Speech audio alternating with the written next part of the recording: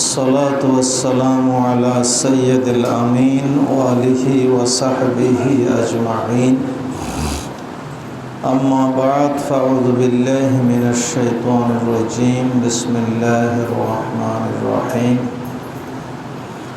أم حسبت أن أصحاب الكهف والرقيم كانوا من آياتنا عجبا صدق الله العظيم قال الله تعالى في شأن حبيبه وتعظيم رسوله الأمين إن الله وملائكته يصلون على النبي يا أيها الذين آمنوا صلوا عليه وسلموا تسليما صلى الله على سيدنا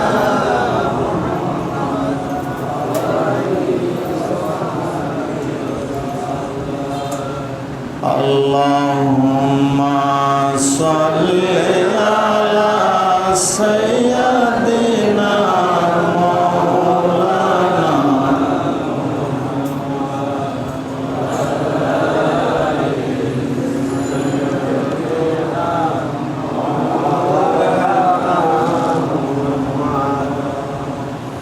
রব্বি সাল্লি ওয়া সাল্লিম ওয়া বারিক আলাইহি আল্লাহ তাআলার শুকর আদায় করছি আলহামদুলিল্লাহ আল্লাহর হাবিবের শানে কোটি দরুদ পেশ করছি মুহাম্মদ মুস্তাফা সাল্লাল্লাহু আলাইহি ওয়াসাল্লাম। সবাইকে নিয়ে আল্লাহ তাআলার কাছে আমরা গুনাহ মাফ চাচ্ছি। আমাদের অতীত জীবনের সমস্ত গুনাহ এই জুমার ওসিলায় আল্লাহ তাআলা মাফ করে দিন। সবাই বলে আমিন। আমরা দ্রুত কিছু কথা বলবো ইনশাআল্লাহ আল্লাহ তাআলার মেহেরবানিতে। আমাদের বোঝা দরকার দুই একটা মশালা। সেটা হচ্ছে ইসলাম মানে হচ্ছে কোনো বিশেষ জিনিস অথবা কোনো আনুষ্ঠানিকতার নাম নয়, সার্বিক একটা বিষয়ের নাম। আমরা কিন্তু আমাদের জীবনের ইসলামকে ভাগ করে ফেলেছি। আমরা নামাজ পড়ি আল্লাহর জন্য, কিন্তু আবার ব্যবসা করি আমাদের দেশে মানুষেরা শয়তানের জন্য, আল্লাহর জন্য করে না বেশিরভাগ। আমরা একবার আপনাদেরকে বলেছিলাম আমাদের দেশের মানুষেরা চায়নাতে যায়, ওখানে গিয়ে তারা বিভিন্ন রকমের ইলেকট্রনিক্স জিনিস মোবাইল থেকে শুরু করে সব নিয়ে আসে। ওদের সাথে একটা চুক্তি হয় যে এই মানের মাপের মান আমাকে জিনিস বানিয়ে দেবে, কিন্তু লেভেল লাগিয়ে দিবে 1 নম্বর, যাতে লাভটা বেশি হয়। গেস্ট হিসেবে তারা তাদেরকে হোটেলে নিয়ে খাওয়ায়, সেখানে সাপ, কুইসা, ব্যাঙ যত আছে সব পেশ করে। তখন বলে যে আমরা তো এগুলো খাই না, কেন? আমাদের ধর্মে নিষেধ, এগুলো হারাম। বলে যে কুইসা, ব্যাঙ এগুলো তো হারাম, কিন্তু 2 নম্বর ব্যবসা মোবাইল, এগুলোতে লেবেল লাগিয়ে দেওয়া, সেটা কেমনে হালাল হইল? এটা তো বুঝি না।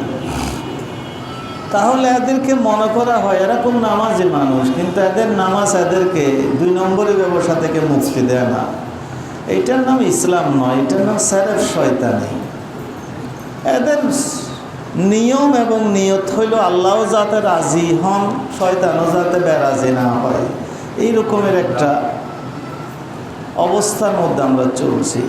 কিন্তু ইসলাম এই জন্য আসেনি। ইসলাম এসেছে শুধু চেহারা সুন্দর করার জন্য নয়, অন্তর সুন্দর করার জন্য। হযরত শুআয়ব আলাইহিস সালাম তিনি বেশি নামাজ পড়তেন। পৃথিবীতে যত বক্তা এসেছে তাকে বলা হয় খতিবুল আম্বিয়া, মানে সবচেয়ে বড় বক্তা। তিনি যখন বললেন মাফে কম দিও না, ওজনে কম দিও না, বেজাল দিও না, তখন তারা তাকে লক্ষ্য করে বলছে আসলাতুকা তা'মুরুকা আন নাতরুকা মা ইয়াবুদু আবাউনা ওয়া আন নাফআলা ফি আমওয়ালিনা মা নাশা। আমরা আমাদের মাল দৌলত নিয়ে, ব্যবসা বাণিজ্য নিয়ে যা ইচ্ছে তাই করবো, লাভ লোকসানকে তোমার সাথে কম বুঝি? তুমি এগুলো কি বলছো? তুমি যে নামাজ পড়ো, তোমার নামাজকে এগুলো শিখাচ্ছে আমাদেরকে এগুলো বলার জন্য? তাহলে তারা মনে করছে নামাজ এক জিনিস আর ব্যবসা আরেক। এটা মুসলমানদের অবস্থা।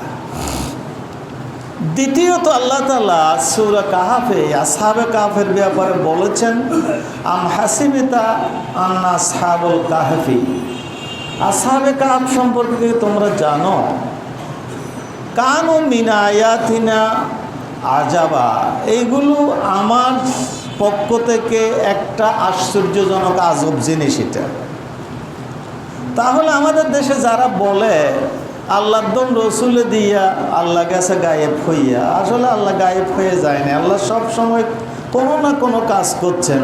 আল্লাহ বুঝাতে চাইছেন যে তোমরা মনে করছো আল্লাহর আর কিছু নাই, গড়িতে চাবি দিয়ে চলতেছে না, এরকম না। আল্লাহ প্রতি মুহূর্তে দুনিয়াটাকে কন্ট্রোল করছেন এবং সেই কন্ট্রোলের পরিণাম এবং একটা ফল হচ্ছে আসহাব কাহফকে তিনি আবার জিন্দা করেছেন।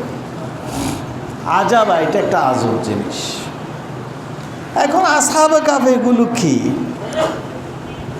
আমরা বলেছিলাম গত জুমা যেখানে শেষ করেছিলাম সেখানেই বলি।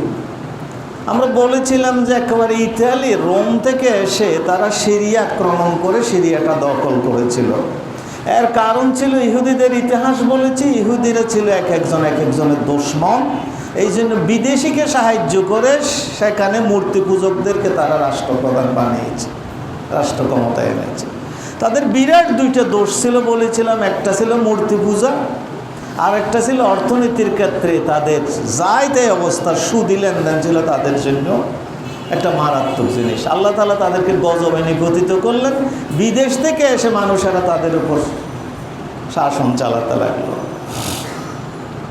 আর এই দেশে অর্থাৎ সিরিয়া, তখন রোম সাম্রাজ্য বলা হতো এটাকে, এইটা যারা শাসন করতেন ওদের প্রতিনিধিদেরকে পাঠাতেন এখানে শাসন করার জন্য। আপনি খেয়াল করেন কতটুক দূর থেকে এসে এখানে শাসন করছে। যেমন ইংরেজেরা এসে আমাদের শাসন করেছিল, এর কারণ এটা আল্লাহর গজব। মানুষের অবস্থা যখন আল্লাহর বিরোধী হয়ে যায় তখন আল্লাহ অন্যদেরকে, জালেমদেরকে চাপিয়ে দেন। আর জালেমেরা তিনটা কাজ করে, একটা হচ্ছে জিনিসপত্রের দাম বাড়িয়ে দেয়, মানুষকে ট্যাক্স বাড়িয়ে দেয়, আর হচ্ছে এগুলোর ব্যাপার আপনি কথা বললে আপনার উপর অত্যাচার চালাবে। রোম সাম্রাজ্যের বাদশাহ তিনটা কাজ করে এবং সেখানে তারা ইহুদি কিছু দালাল এবং আলেমদেরকে জোগাড় করেছিল তাদের পক্ষে কথা বলার জন্য। নামগুলিও খুব দারুণ দারুণ নাম ছিল। রোমের বাদশার নাম ছিল হাদরাইনুস, এগুলো তাদের নাম আর কি। কি নাম? হাদরাইনুস। আর এখানে যে তার প্রতিনিধি রাজা ছিল তার নাম ছিল দাকিয়ানুস। আর যেই জায়গায় তারা রাজত্ব করত সেই জায়গার নাম ছিল আফসুস, আর তার প্রধান সেনাপতির নাম ছিল তরসুস। সবগুলো এই মিলিয়ে ওখানে তারা একটা সাংঘাতিক জুলুমের রাজত্ব কায়েম করেছিল।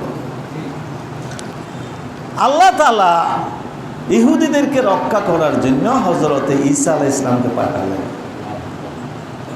হযরতে ঈসা আলাইহিস সালাতু ওয়াস সালাম যখন দাওয়াত দিলেন এবং ইহুদিদের চক্রান্তের কারণে তিনি শুলে চড়ানোর হলো তাকে হত্যা করার জন্য, আল্লাহ তাকে তুলে নিলেন।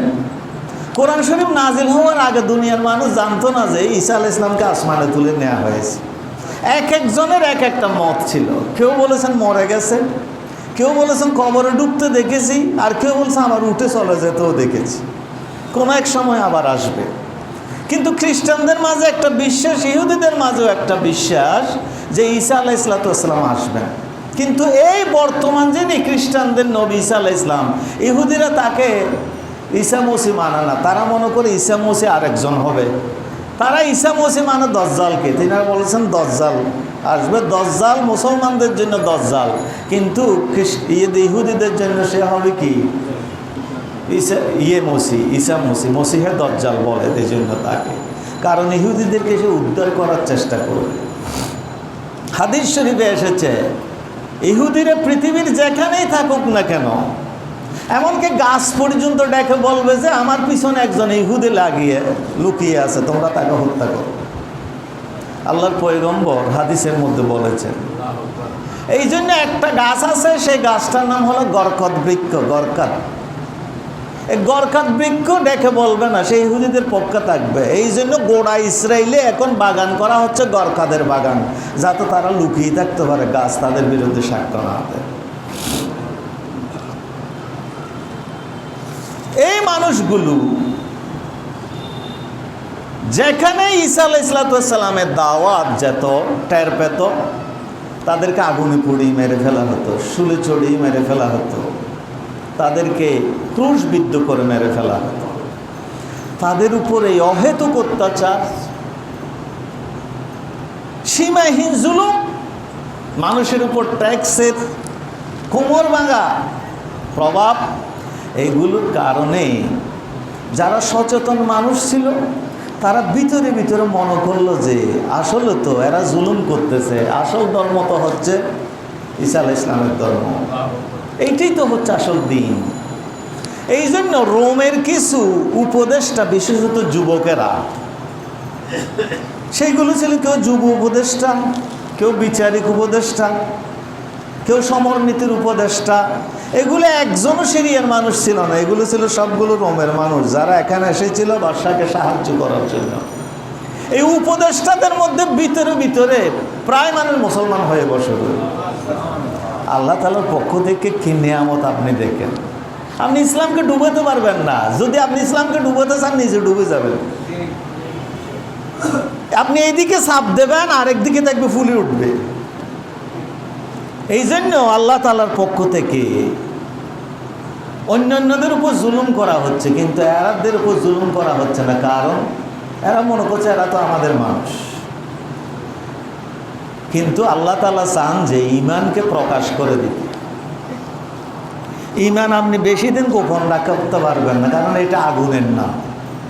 আপনি আতর বগলের তলে নিয়ে হাঁটতে পারবেন না, আপনি আতর লুকে রাখতে পারবেন, গন্ধ লুকে রাখতে পারবেন না। আপনি ঈমান লুকে রাখতে পারবেন, কিন্তু তার পরিধি, তার কার্যকলাপ, তার খুঁজবো, এটা আপনি লুকে রাখতে পারবেন না। বাদশার গোয়েন্দারা খুব বেশি বাদশাকে বলল যে দাকিয়ানুসকে, আপনার এখানেও গণ্ডগোল শুরু হয়েছে, কিন্তু তিনি ধরতে পারলেন না। তিনি পরীক্ষা করার জন্য ওই রোমের যিনি বাদশা ছিলেন হাদরাইনুস, সে সফর করবে এখানে। কি করবে? সফর। একেবারে সব চারিদিকে মূর্তি মূর্তি মূর্তি, কিন্তু দেখা গেল কয়েকটা মূর্তি রাতের আন্ধারে ভেঙে ফেলেছে। বাদশার টনক নড়ে উঠল, গোয়েন্দাদের জাল বিছিয়ে দেওয়া হলো। এবং যেই দিন বাদশাহ আসলেন হাদরাইনুস, সব কিছু ঠিকঠাক। আর দাকিয়ানুস বলল যে আপনার প্রতি আমাদের অকৃত্রিম সীমাহীন আনুগত্য আছে। আমি শুধু নয়, আমার পরিষদের আমাকে যারা সহযোগিতা করে উপদেষ্টা সবারই আছে। সুতরাং তাদের প্রধান জিনিস ছিল যে তার মূর্তির উপরে ফুলের মালা দিয়ে সালাম করা এবং তার সামনে হাঁটু গেড়ে সেজদা করা। এটা ছিল আনুগত্যের নিয়ম। রাতের আঁধারে এই যুবকেরা বসলো যে ঈমান তো বহুদিন লুকিয়ে রেখেছি, কালকে তো বাদশাকে সেজদা করতে হবে। আমরা তো সিদ্ধান্ত নিয়েছি এই কপাল আর কারো সামনে আমরা বাঁকা করবো না, আমরা কি করব? তারা তাদের স্ত্রী পুত্র পরিবারের থেকে আলাদা হয়ে বলল যে খোদার কসম মরব, এরপরেও আমরা আমাদের কপাল আল্লাহ ছাড়া আর কারো কাছে উৎসর্গ।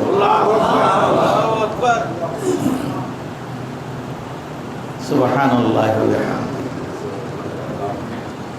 তারা কি বলল? মিটিং করলো রাতের আন্ধারে। মিটিংয়ের বাসা ইজা ওয়াল ফিতিয়াতু ইলাল কাহফি فقالوا ربنا آتنا من لدنك رحمة وهيئ لنا من أمرنا رشدا আল্লাহ তাআলা দুনিয়ায় তোমার আইনটা কায়েম করতে চাইছিলাম, এই জুলুমের আইন বাদ দিয়ে এখন তো ধরা পড়ে গেলাম। মুনিবরা আমরা ধরা পড়ে গিয়ে আটকে থাকবো, আমরা অ্যারেস্ট হয়ে যাব, আমরা হয়তো মরে যাব, কিন্তু তুমি তো হাইয়ুল কাইয়ুম, আমাদের যে আন্তরিকতা এবং বিশ্বাস কর্ম ছিল সেটাকে তুমি বাস্তবায়ন করে দিও। আর কি বললো, বলে যে কি বলবি, সেজদা কেমন করে করবি? বলে যে জিন্দেগিতে আল্লাহ ছাড়া আর কাউকে সেজদা করবো না। বলে যে না করলে তো অবস্থা কি হবে তোরা জানস? বলে যে জানি। এরপরেও আল্লাহ তাআলা বলছেন যে এরা যখন এই সিদ্ধান্ত নিল, ওয়ারাবাতনা আলা কুলুবিহিম, এই যে কোরআন, যখন তারা সিদ্ধান্ত নিল আল্লাহ ছাড়া আর কারো আইন মানবো না, আল্লাহ ছাড়া আর কারো আনুগত্য করবো না, ঈসা আলাইহিস সালামের দ্বীনের উপর থাকবো, মুসলমান হয়ে থাকবো, বাদশাকে সাজদা করবো না, আল্লাহ তাআলা বলছেন তারা যখন এই সিদ্ধান্ত নিল, এই যে কওমও এই জন্য দাঁড়িয়ে গেল। আর কি বলল? রব্বুনা ওয়া রব্বুস সামাওয়াতি ওয়াল আরদ, আসমান জমিনের যিনি খোদা, লান নাদউ মিন দুনিহি, জিন্দেগিতে থাকে ছাড়া আমরা আর কাউকে ডাকবো না, তার কথাই শুধু বলবো। যদি করি লাকাদ কুলনা ইযান শাতাতা, আমরা যদি আর কারো কাছে সাজদা করি, কারো আইন মানি, তাহলে ধ্বংস হয়ে যাবে, আমরা শেষ হয়ে যাব। বলে যে বেড়া যদি না মানস তাহলে কবরে ঢুকে দিবি। তা একজন বলতেছে কবরে ঢুকাবে এটা বড় ডরের কথা নয়, কবর থেকে তোলা হবে সেইটাই ডরের কথা। চিন্তা চেতনা কত উপরের আপনি খেয়াল করছেন। শেষ হয়ে যাব, এরপরেও আল্লাহ ছাড়া আর কারো সামনে করবো না। যদি করি এটা মারাত্মক কাজ হবে, আল্লাহ বিরোধী কাজ হবে। আল্লাহ বললেন অরাবাতনা আলা কুলুবিহিম, এই সিদ্ধান্ত নেওয়ার সাথে সাথে তাদের কলবের সাথে আমি একজনকে এমন লাগাই দিলাম ইমানের সাথে, দুনিয়াতে টেনে তাদের হাত পা ছিঁড়ে ফেলা হবে, কিন্তু কলব থেকে ইমান ছিঁড়ে ফেলার কোনো উপায় থাকবে না। এইভাবে লাগাই দিলাম আমার রহমত দিয়ে। কি সাংঘাতিক জিনিস ইমান!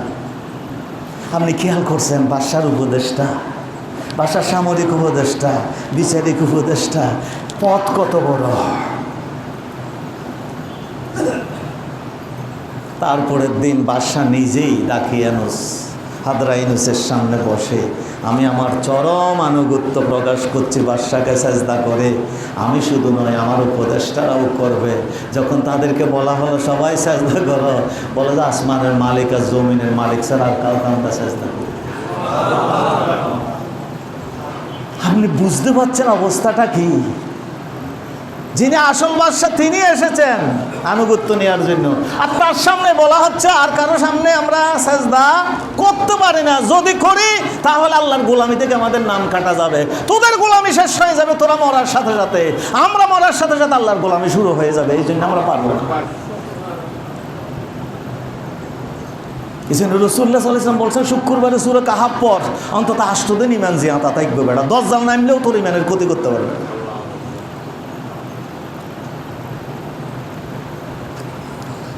ও আল্লাহ, এই জন্য আল্লাহ তাআলা স্বভাব বলেন নাই, যুবক বলেন নাই, ফিতিয়াতুন মর্যাদাবান যুবক, এরা যেন তেন যুবক ছিল না, এইগুলোর পিছনে হাজার হাজার মানুষের সমর্থন ছিল।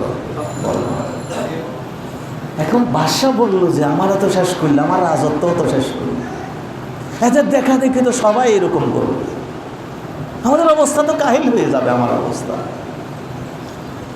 তখন গোপনে দুইজন দাকিয়ানুস আর হাদরানিউস গোপনে বৈঠক করে বলে যে এদেরকে হঠাৎ যদি আপনি মেরে ফেলেন দেশে একটা আন্দোলন হতে পারে। বলে যে একদিন ভাবতে দেবে না, তারপরের দিন যদি তওবা না করে তাহলে শেষ করে দেবে। একদিন খিদে সুযোগ দেয়, সবাইকে বেঁধে ফেলা হলো, জেলে নিয়ে গেলা হলো, বুঝানো হলো, দৌড়া মারা হলো, পিঠের চামড়া তুলে ফেলা হলো। এত বড় বড় মানুষের সব যুবক, পিঠের চামড়া উঠের ফিনকি দিয়ে রক্ত বেরোচ্ছে, আর এই রক্ত যখন তারা মাটিতে দেখে তখন খোদার শুকরিয়া করে, বলে যে নিজের রক্ত তো নয় আল্লাহ, তুমিই তো দিয়েছো রক্ত, যেই রক্ত তুমি দিয়েছিলে তোমার জন্য আমি মাটিতে প্রবাহিত করতে পারলাম, এইটাই সব। চিন্তা চেতনা কত উপরে, কত উপরে। আর আমরা এখন বলি অমুকের জন্য রক্ত দিয়ে ফেলবো। রক্ত বানাইছেন এই আল্লাহ, আর অমুকের জন্য রক্ত দেয়।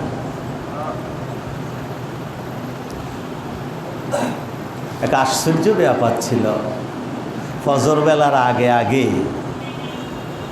প্রহরীদের মধ্যে একজন ছিল ইমানদার, তাদের সবাইকে মুক্ত করে দিয়ে বলল যে এখন রাতের আন্ধার, তোমরা পালিয়ে যাও এখান থেকে, বাঁচতে পারো কিনা দেখো।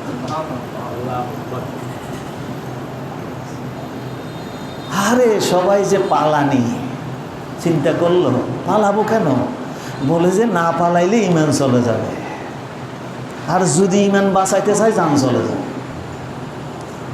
সুতরাং ইমানও বাঁচানো দরকার, জানও বাঁচানো দরকার, আর পালাই যায়। মুহাম্মদুর রাসূলুল্লাহ সাল্লাল্লাহু আলাইহি ওয়াসাল্লামের আন্দোলনের তৃতীয় পর্যায়ে এই সূরা নাজিল হয়েছে বলেছিলাম, যখন মারামারি শুরু হয়েছে সাহাবাদের উপর, বাড়ি থেকে এনে মারা হচ্ছে। আল্লাহ বললেন যে ইসলামের জন্য তোমরা কষ্ট করছো, আর তোমরা মনে করছো খুব বেশি কষ্ট করছো, আরে নিয়ে তোমরা কি যুবক, আর আমি যেগুলো আসহাবে কাফের মানুষ, এরা ছিল কত বড় যুবক, কি উপদেষ্টা, কি দুনিয়াবি আর আখিরাতের কি মর্যাদাপূর্ণ যুবক, এরা যদি এই কষ্ট বরদাস্ত করতে পারে আমার দ্বীনের জন্য, আখিরি নবীর উম্মত হয়ে তুমি পারবে না কেন?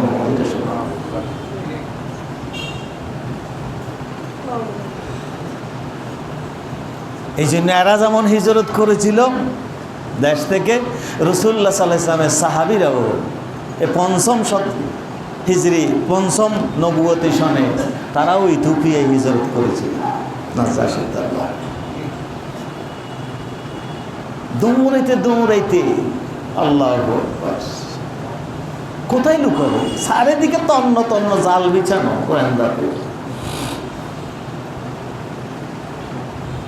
আর হাদরাইনুস বলে গেল যে আগামীকালের মধ্যে যদি তওবা না করো তোর রাজত্ব শেষ, এদের অবস্থাও শেষ। দাকিয়ানুস বড় বিপদে পড়ে গেল।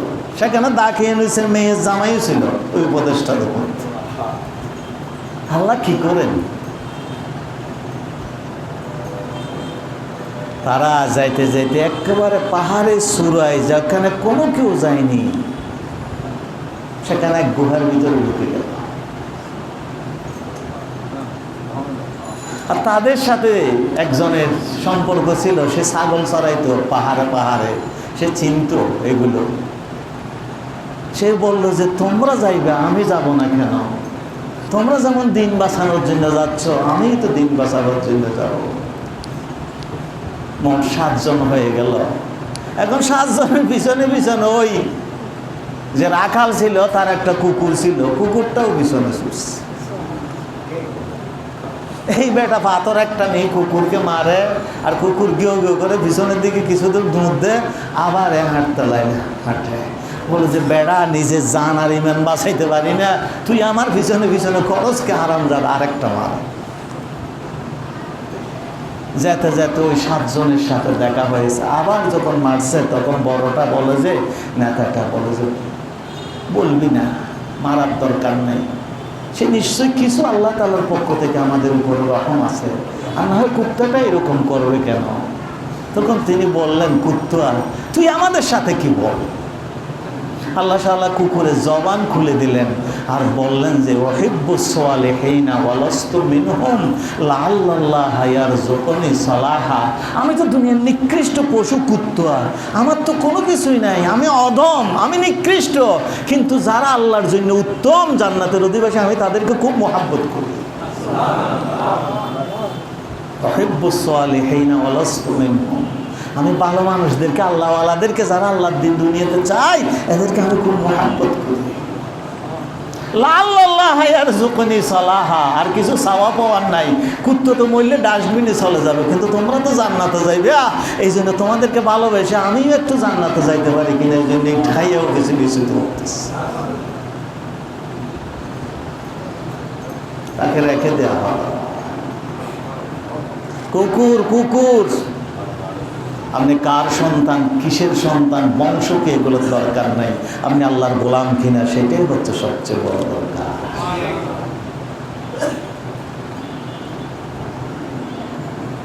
তন্ন তন্ন করে খোঁজা হলো, তন্ন তন্ন পাওয়া গেল না। 21 দিন পরে একটা রাখাল বলল যে কিছু মানুষকে আমরা 6-7 জনকে এইদিকে যেতে দেখেছি।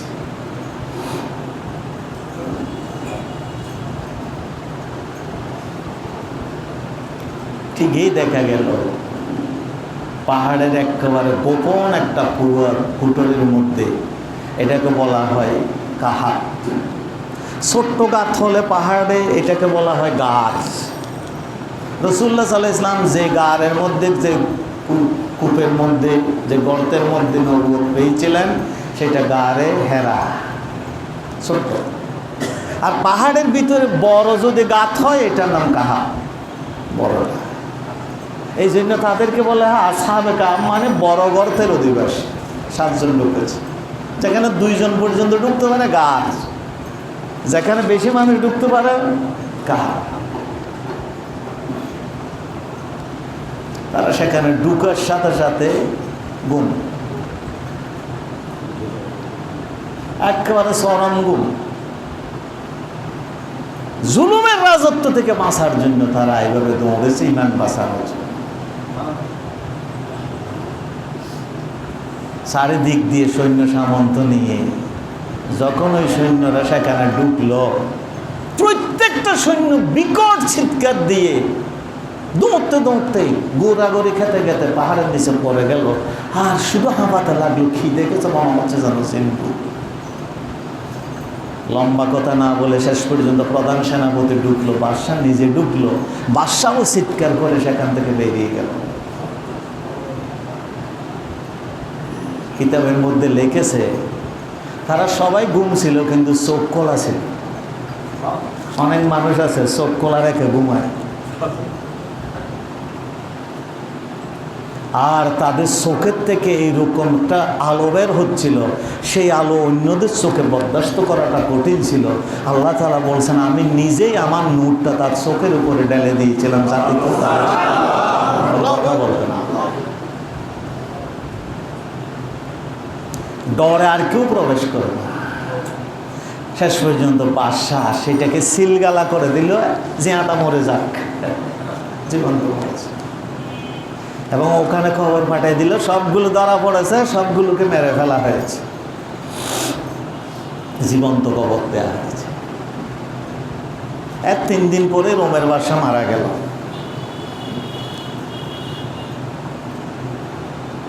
হযরত ঈসা আলাইহিস সালামের দিন প্রচার হয়েছে ঠিকই, মুসলমানিটা, কিন্তু আখিরাত বিশ্বাসটা মানুষের দুর্বল হতে লাগে। কথা খেয়াল করবেন, এটাই আসল জিনিস। এই সূরা এমনিতে কিচ্ছা বর্ণনা করা হয়। আল্লাহ বলছেন 6 জন না 7 জন নাকি কি জন, তোদের এগুলো দরকার নাই। কয় বছর ঘুমিয়েছে সেইটা দরকার নাই।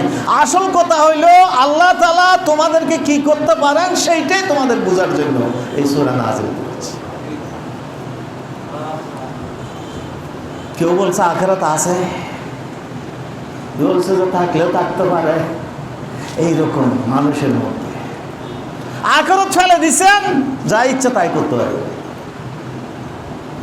আজকে যে আমি ঘুষ খাই, ওজনে ভেজাল দিই, কম দিই, দ্রব্য ভেজাল, এর একটা কারণ আখিরাত আমাকে দাঁড়াতে হবে, সেই বিশ্বাসটা গভীর না। এই জন্য মুসলমানদের ইমানের অন্যতম জিনিস হচ্ছে ওয়াবিল আখিরাতি হুম ইউকিনুন ওয়াল ইয়াউমিল আখির। আমি যাই করছি আখিরাতে কোনো জবাব দিতে হবে কি? আজকের পৃথিবীতে সবচেয়ে মারাত্মক যেটা আন্দোলন, সেটা হচ্ছে যে যুবকদের মন থেকে আখিরাত বিশ্বাস তুলে দেওয়ার প্রচেষ্টা। সুন্দরী নারীর মাধ্যমে, উপন্যাসের মাধ্যমে, বুদ্ধিজীবীদের কথার মাধ্যমে, দুনিয়ার চাকচিক্যের মাধ্যমে, দুনিয়ার রং তামাশা দেখানোর মাধ্যমে, যাতে শুধু দুনিয়া দুনিয়া দুনিয়া দুনিয়া করে আখিরাতের বিশ্বাসটা উঠে যায়। এই জন্য আমার ছেলে কিভাবে টাকা কামায় আমি সেটা খেয়াল করি না, বরং আমাকে যত বেশি টাকা দেয় আমি খুশি হই। জিজ্ঞাসা করি না যে কোত্থেকে কামিয়েছে। তাকে কোনোদিন বলি নাই তুই বেতন ৫৫০,০০০ টাকা, ১.৫ লাখ টাকা গড়বারা কীভাবে দশ, আমি তো বুঝি না। বরং সেই ফ্ল্যাটে গিয়ে আমি খুশি হয়ে যাই যে আল্লাহ মিলে প্রতিদিন আমার ফোলারে যে বেতন দেয় ৫০,০০০, আল্লাহ তাআলা 1.5 লাখ টাকা ঘরের মধ্যে রাখছে মনিবের শপথ। কিরকম নির্লজ্জ! এগুলো যে জবাব দিতে হবে সেগুলো গুনাহ করেও নাই।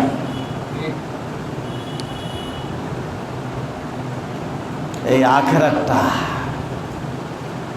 বিশ্বাসটা দৃঢ় করার জন্য দুনিয়ার মানুষদের আবু জাহেলরাও বলতো যে মুহাম্মদের কথা মাঝে মাঝে বিশ্বাস করতে ইচ্ছা হয়।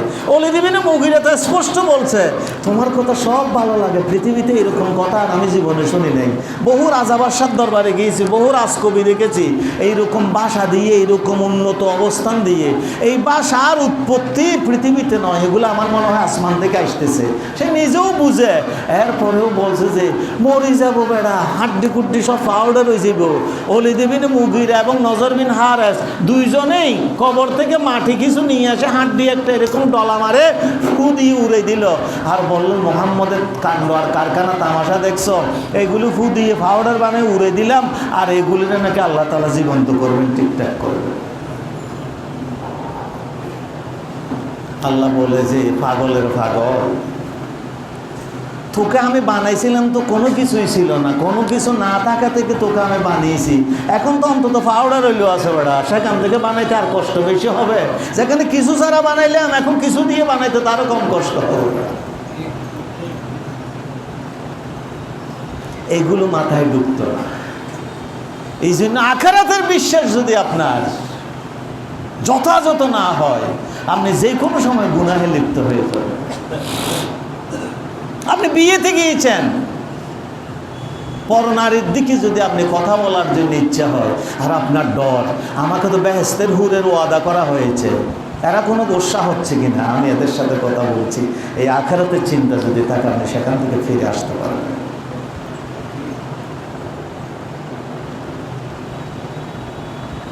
এক বছর 2 বছর নয়, আল্লাহ বললেন যে এই ঘুমের মধ্যে 309 বছর ঘুমাই রাখছি। কয় বছর? 309 বছর পরে তুলছি। বলছে আল্লাহ এই অবস্থা করলে কেন? বলছে আখিরাতের বিষয় দুর্বল হয়ে গেছে যে আমি তাদেরকে দেখাতে চাইলাম, আমি আল্লাহ যিনি 309 বছর পরে তুলতে পারি, তাদেরকে 3 কোটি বছর পরেও আমি তুলতে পারি। এটা দুনিয়ার ইতিহাস, সব গুণ। আল্লাহ তাআলা বলছেন যে আমি ঘুম নিয়ে আইছি, কিভাবে জানো? চোখের উপর না, কানের উপরে। কথা বুঝা আসে না? ফাদারাবনা আলা জানিহিম ফিল কাহফি সিনিনা আদাদা। ফাদারাবনা আলা আযানিহিম। আপনি বাচ্চা যখন ঘুমাইতে চায় না, তখন মা কি করে দেখেন, এখানে একটু একটু বাড়িতে। আল্লাহ বললেন যে আমি এত মহাব্বত করতাম এই যুবকদেরকে, মর্যাদাবান যুবকদেরকে, গাছের মধ্যে যখন শুয়েছে, আমি তাদের নিজে এইরকম আমার নিজ হাতে থাপ্পড় দিয়ে দিয়ে তাদেরকে ঘুমাই দিয়েছি। না আলা হাজানি, নিজের হাতে। এখন একটা প্রশ্ন আসতে পারে, সময় তো চলে যাচ্ছে, আর 2-4-5 মিনিট আপনার। আমরা অনেকে মনে করি আমরা চোখে ঘুমাই, কিন্তু আসলে মানুষ নাকি চোখে ঘুমাই না, কানে ঘুমাই। বলছে কেমন করে? চোখ বন্ধ, এই শুনছ? হ্যাঁ শুনছি তো বেড়া, ঠিক আছে। চোখে দেখি না, কিন্তু কানে শুনি। যখন কানে আর শুনি না, তখন বোঝা যায় যে কি এসে গেছে, ঘুম এসে গেছে। এই জন্য কেউ যদি আমার ঘুমের মধ্যে বিরাট চিৎকার দেয়, তখন প্রথমে কিসে শুনি? তারপর চোখ ফাঁকাই যে কি হইল, কি হইল। আল্লাহ তাআলা বলছেন যে আমি তাদের কানের মধ্যে ঘুম ঢেলে দিয়েছি, যাতে দুনিয়ার কোনো শব্দ আর কানের মধ্যে প্রবেশ করতে না পারে। কিন্তু চোখ ফাঁকানো কি?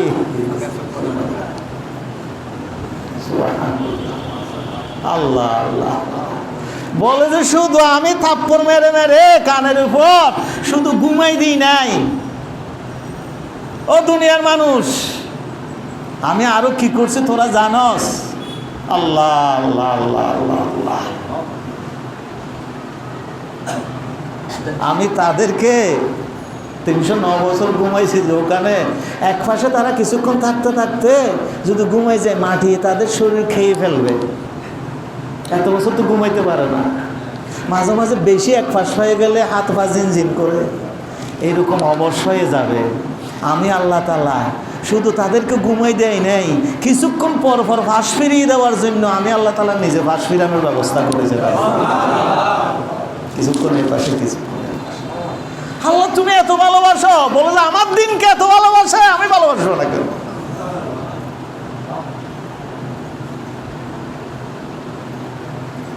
আল্লাহ আল্লাহ তাআলা এই জন্য বলছেন নাহনু নাকুসু আলাইকা নবাহুম বিল হক, আমি এই ঘটনাটা তোমার কাছে সত্য বর্ণনা করছি। কি হয়েছিল এই অবস্থা, দুনিয়ার মানুষ এগুলো জানতো না। আর কি, গুহার মুখটা ছিল উত্তর দিকে। কোন দিকে আপনি খেয়াল করেন, সাধারণত শীতকালে দক্ষিণে আসা যায় সূর্য, আর গ্রীষ্মকালে কিছুটা উত্তরে চলে যায়। এই জন্য গভীর রোদটা কখনো ভিতরে ঢুকতো না তাদের। আর আল্লাহ তাআলা আরেকটা জিনিস বলেছেন, যারা আরবি ব্যাকরণ বুঝেন তারা জানেন, ওয়াতারা শামসা ইজা তালাআত তাজাওয়ারু আন কাহফিহিম যাতাল ইয়ামিনি ওয়া ইজা গরাবাত তাকরিদুহুম যাতাশ শিমাল ওয়া হুম ফি ফাজওয়াতিন মিন। আমি যখন সূর্য যখন উত্তর দিকে যেত তখন ততটুক পর্যন্ত উত্তরে যেত না, এই জন্য তাদের উপর দিয়ে চলে যেত, তাদের ভিতরে সূর্যের আলোটা ঢুকতো না। কিন্তু শীতকালে তো দক্ষিণ দিকে যে ছিদ্র ছিল সেইটাতে তো ঢুকাবার একটু পথ ছিল। আমি আল্লাহ তাআলা গরম থেকে রক্ষা করার জন্য তাজাওয়ারু আন কাহফিহিম, এখানে জিয়ারত শব্দ দিয়েছে। জিয়ারত মানে দর্শন করা। তাজাওয়ারের পরে যখন আনের সেলা এসে যায় তখন একটু বাঁকা হয়ে যায়। আল্লাহ বলছেন যে শুধু নিজ হাতে ঘুম পাড়াই দিই নাই, নিজ হাতে বাঁশ ফিরিয়ে দিই নাই, সূর্যকে বলেছি খবরদার এদের উপর দিয়ে যাইতে একটু বাঁকা হয়ে যাবে, খবরদার। আজকের বিজ্ঞানীরা আশ্চর্য হয়ে গেছেন যে এত বছর আগে ঠিক ওই সূর্যের গতিপথ একটু বাঁকা হয়ে গিয়েছিল 309 বছরের জন্য। তারা হিসাব করে দেখেছেন এটা আসহাবে কারের সময়। দুনিয়ার যুবকেরা, বুজুর্গ যুবক, আল্লাহ তাআলা বলছে বুজুর্গ বুড়া নয়। আবার আমি বুড়া মানুষের আমাকে নিয়ে কথা বলছি না, আমি আসলে তো নয়। বুজুর্গ বুড়ার মধ্যে কম, যুবকদের মধ্যে বেশি। আজকাল তো কারো গর্দানা এরকম বাঁক হয়ে গেলে বলে গোসল আজম হয়ে গেছে। আর বুজুর্গ মানেই হচ্ছে যারা প্রতিবাদ করতে পারে, জুলুমের বিরুদ্ধে দাঁড়াতে পারে, সন্ত্রাসের বিরুদ্ধে দাঁড়াতে পারে। আসহাবে কাহফকে এটা শিক্ষা দিয়েছে। এই জন্য শেষ হাদিস রাসূলুল্লাহ সাল্লাল্লাহু আলাইহি ওয়াসাল্লাম এইরকম একটা রুমাল হাতে নিয়ে বালিশের মতো করে বানিয়ে কাবা শরীফের ছায়ার নিচে এরকম শুয়ে আছে। এক সাহাবী হযরত হাব্বাব ইবনুল আরাত রাদিয়াল্লাহু তাআলা, তার সমস্ত গা রক্ত ঝরছে, মারছে যে এমন মাস।